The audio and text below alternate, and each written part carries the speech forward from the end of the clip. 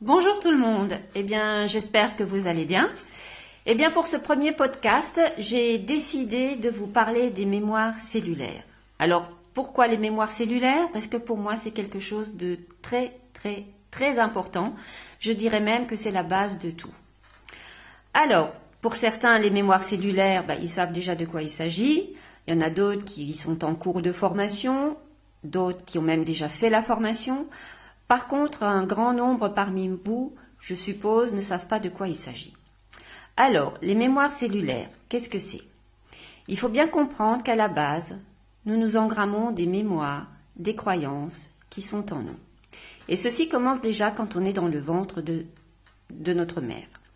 Alors, durant toute la grossesse, tout ce que la mère peut ressentir comme émotion, tout ce qu'elle peut voir, entendre, l'enfant, le fœtus, engramme tout ça dans ses mémoires cellulaires, dans sa partie inconsciente. Et comme ça, durant toute la grossesse, tout ce que la mère, elle ressent, l'enfant l'engramme. Ensuite, l'enfant va venir au monde et jusqu'à l'âge de 7 ans, l'enfant va engrammer toutes les fréquences de la mère. Tout ce que la mère lui montre, l'enfant va l'engrammer. Ensuite, de 7 à 14 ans, l'enfant va engrammer les fréquences du père. Donc tout ce que le père va montrer à cet enfant, l'enfant va engrammer la croyance que c'est comme ça et que ça se passe comme ça.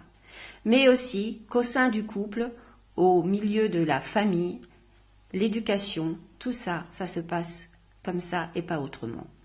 Donc même si l'enfant n'est pas OK par rapport à tout ce qu'on lui montre, il engramme quand même la croyance que c'est comme ça que ça se passe. À l'âge de 14 ans, l'enfant a pris tout ce qu'il devait prendre, qu'il soit en accord ou pas, mais il a pris tout ce qu'on lui a montré. Alors c'est souvent un peu l'âge ingrat, c'est-à-dire que c'est l'adolescence, c'est là où l'enfant est un peu en rébellion parce que par rapport à tout ce qu'on lui a montré, ça ne correspond pas à ses propres mémoires, et donc il peut y avoir des heurts ou des conflits. Mais la vie continue et l'enfant fait son bout de chemin, il grandit, il évolue, il devient adulte.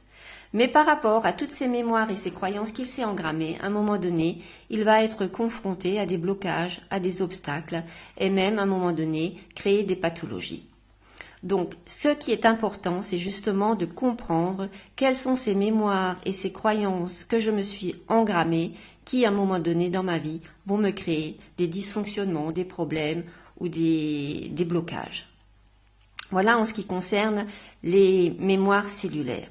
À partir du moment où on prend conscience qu'on porte ces mémoires et ces croyances, qu'est-ce qu'il faut faire? Il faut qu'on s'en libère. C'est ce qu'on va appeler la transmutation des mémoires cellulaires. Alors, je n'irai pas plus loin par rapport aux transmutations cellulaires. Ça sera peut-être l'occasion d'en parler lors d'un autre podcast. Mais ce qui est déjà important, c'est de bien prendre conscience que nous avons des mémoires qui peuvent nous bloquer. Donc il faut les intégrer, bien les comprendre, pour ensuite les transmuter, pour aller plus loin, pour continuer notre vie, notre chemin de vie que nous avons décidé de faire ici sur Terre. Voilà.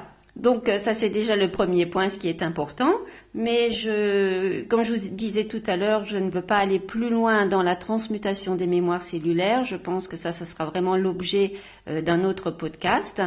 Mais ce qui est important, c'est vraiment important de prendre conscience qu'on porte ces mémoires qui forcément vont nous bloquer à un moment donné dans notre vie, mais aussi qui créent des pathologies, parce que là, c'est le corps qui va réagir, qui va vous dire maintenant stop, on arrête, il y a quelque chose à comprendre, quelque chose qui est dans mon inconscient, qui m'empêche d'avancer et qui n'est pas en accord avec mes propres valeurs.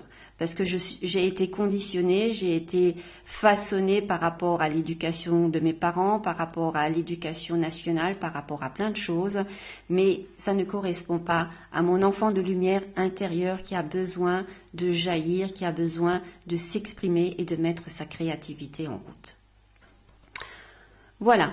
Donc je ne vous en dirai pas plus. Je vous donne rendez-vous pour un autre podcast, et je vous dis à très bientôt.